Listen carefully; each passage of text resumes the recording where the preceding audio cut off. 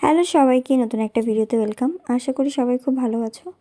তো আমরা গেছিলাম ঘুরতে দীঘা। ইতিমধ্যে তোমরা সবাই আমাদের ফটো দেখেই ফেলেছো। তো এটা ছিল আমাদের বিয়ের পরে আমাদের দুজনের একসঙ্গে প্রথম ট্রিপ। তো সেদিন রাত্রে রেডি হয়ে আমরা চলে গেছিলাম স্টেশনে।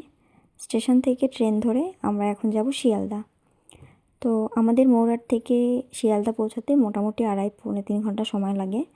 তো রাত্রে জার্নি করতে করতে শিয়ালদা পৌঁছে গেছি। ওখানে নামতে নামতে আমাদের প্রায় 11টা বেজে গেছিলো। তো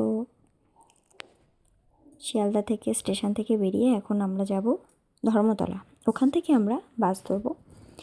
আর এই শিয়ালদা স্টেশনে আমি অনেক দিন পরে আসলাম। এর আগে বেশ কয়েকবার আসা হয়েছে, তার কারণ আমি মাঝে মাঝেই কলকাতা আসতাম আগে মায়ের সাথে, মায়ের ডাক্তার দেখানোর জন্য। তো অনেক দিন পরে আমি শিয়ালদা আসলাম। আর বাইরে রাতের ভিউটা দেখো, জাস্ট ওয়াও। মানে এত আলো জ্বলে, এত গাড়ি, এত মানুষজন, দেখে বোঝা যাবে না এখানে রাত হয়েছে না সন্ধ্যা হয়েছে। তো আমরা একটা উবার বুক করেছিলাম।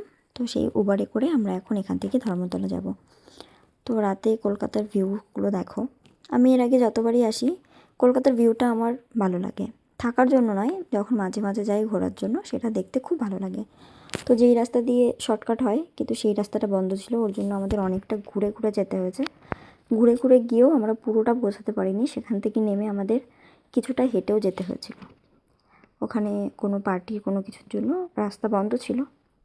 ওখানে যাওয়ার পরে আমাদের বেশিক্ষণ ওয়েট করতে হয়নি। তো ওখানে গিয়ে দেখেছিলাম 2-3টে বাস দেখলাম, তার মধ্যে এই বাসটা আমরা পছন্দ করেছিলাম। আমরা এই বাসটাতে উঠবো। এটা হলো স্নেমিটা।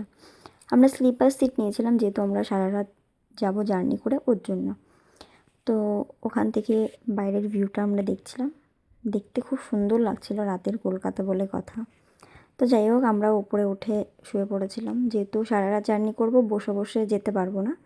তো সেই কারণে ভাবলাম যে স্লিপারই নেওয়া যাক। তো অনেকক্ষণ বাস চলার পরে একটা জায়গায় একটু রেস্টের জন্য দাঁড়িয়েছিল। যারা গাড়ি চালাচ্ছিল তাদেরও একটু রেস্টের দরকার। তো ওখান থেকে, এটা ছিল একদম মেন রোডের পাশে, কত দূর পৌঁছালো কি না পৌঁছালো সেটা তো আমরা বুঝতে পারছিলাম না। টাইম দেখে বোঝা যাচ্ছিলো যে বেশ অনেকটাই আমরা এগিয়ে গেছি। তো তারপরে ওখান থেকে বাস ছাড়ার পরে আমরা দীঘা পৌঁছাতে পৌঁছাতে মোটামুটি আমাদের সকাল 5:30-6টা বেজেছিল। তো ওখানে দীঘায় গিয়ে আমরা সকাল 6টায় নেমে গেছিলাম। তারপরে ওখান থেকে একটা টোটো করে আমরা 2-একটা হোটেল দেখছিলাম, তার কারণ আমরা আগের থেকে হোটেল বুক করিনি। তো ওখানে গিয়ে আমরা এই হোটেলটা পছন্দ করেছি। এটা ছিল নিউ দীঘাতে, প্রিয়দর্শিনী। হোটেলের অ্যাম্বিয়েন্সটা, ভিউটা এবং বিচ থেকে ডিস্টেন্সটা খুবই কম ছিল। তো খুব সুন্দর লেগেছিলো। আর রুমটাও ছিল খুব সুন্দর।